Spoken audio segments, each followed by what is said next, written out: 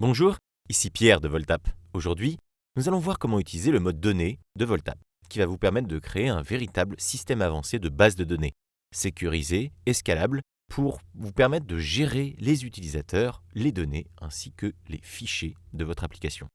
Ce système est également transférable sur des serveurs privés. Ces nombreuses options de règles de conformité permettent de se mettre aux normes de sécurité les plus importantes pour être déployées par exemple dans de grandes organisations. Voltap Données est donc le système le plus flexible et le plus puissant en no-code. Regardons comment l'activer pour votre projet d'app. Commençons par aller sur un nouveau projet Voltap. Nous y voyons sur la barre d'outils en haut le mode données qui va permettre de piloter ma base de données.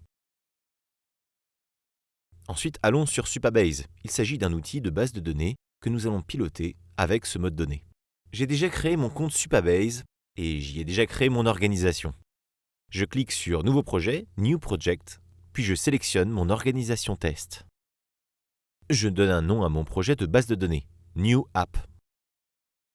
Il faut maintenant que j'indique un mot de passe pour ma base de données. Attention à bien le retenir, car vous ne pourrez pas le retrouver après cette étape, mais vous pourrez toujours le réinitialiser par la suite. Ensuite, je valide en cliquant sur Create New Project, créer un nouveau projet. Une fois que mon projet a fini d'être créé, j'arrive sur la page de mon projet de base de données New App. Je peux commencer à créer les clés API, mais ma base de données est toujours en création. Les clés API sont une série d'informations à copier dans le mode données de Voltap pour lui permettre de contrôler Supabase. Je copie d'abord la clé Anon, qui est la clé anonyme permettant de simuler les comptes d'utilisateurs de l'app. Je vais ensuite dans le mode données et je colle cette clé dans Anon. Puis je fais de même pour la clé Service Role. C'est une clé qui va permettre de simuler le comportement d'un administrateur de l'app.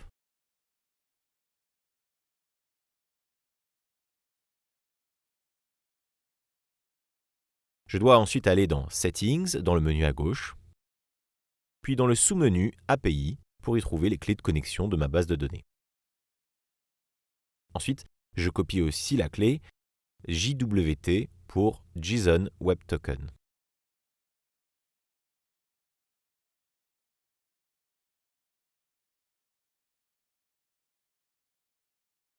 Je n'oublie pas de copier l'URL de mon projet Supabase.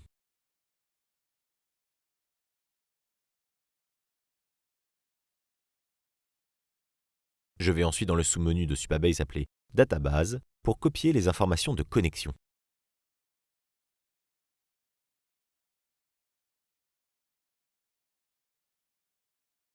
Je commence par copier host, l'adresse hôte.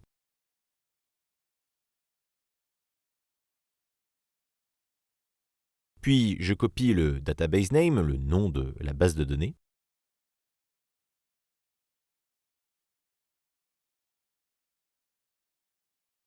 Puis je copie le port.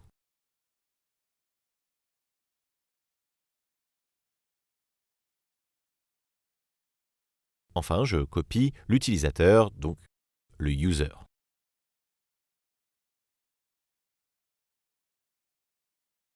Et pour le mot de passe, donc le password, il faut se souvenir du mot de passe que l'on a indiqué quand on a créé la base de données.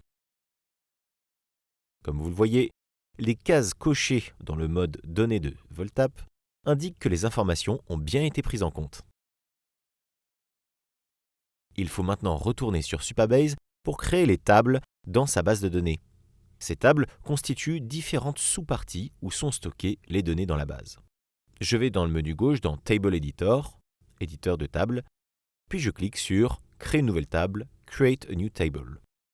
Dans le menu latéral qui vient de s'ouvrir, je donne un nom à cette nouvelle table. Par exemple, stockage produit, donc storage en anglais.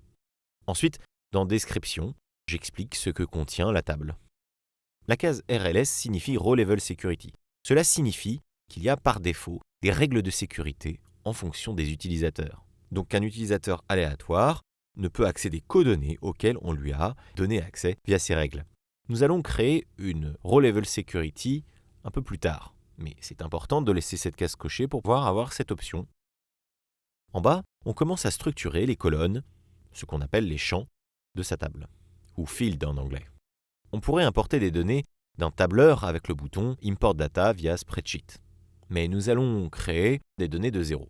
Gardons ID pour le premier champ, la première colonne.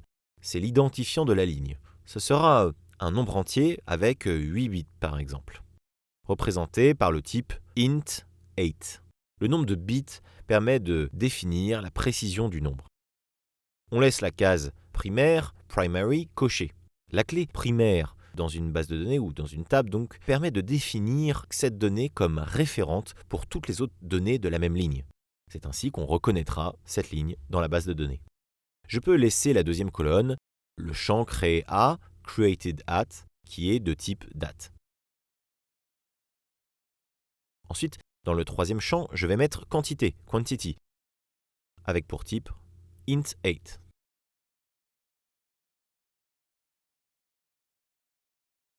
Ensuite, pour le quatrième champ, je mets prix, donc price, et je vais mettre un nombre flottant, float for, qui indique la précision après la virgule.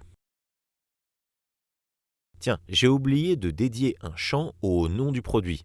Je veux rajouter nom produit, donc product name. Mais comme nous sommes dans la table des produits déjà, je vais juste indiquer name. Il existe d'autres types de données, comme les booléens par exemple, qui ont des valeurs vraies ou faux. Par exemple, je vais indiquer si je peux offrir une ristourne sur un produit, s'il est discountable, c'est-à-dire soldable. Et ça peut être vrai ou faux. Je mets valeur faux, false, en majuscule par défaut. Au fait, je n'ai pas indiqué le type de la donnée nom, donc name, qui est une donnée de type texte. Voilà, je peux enfin sauvegarder en cliquant sur Save.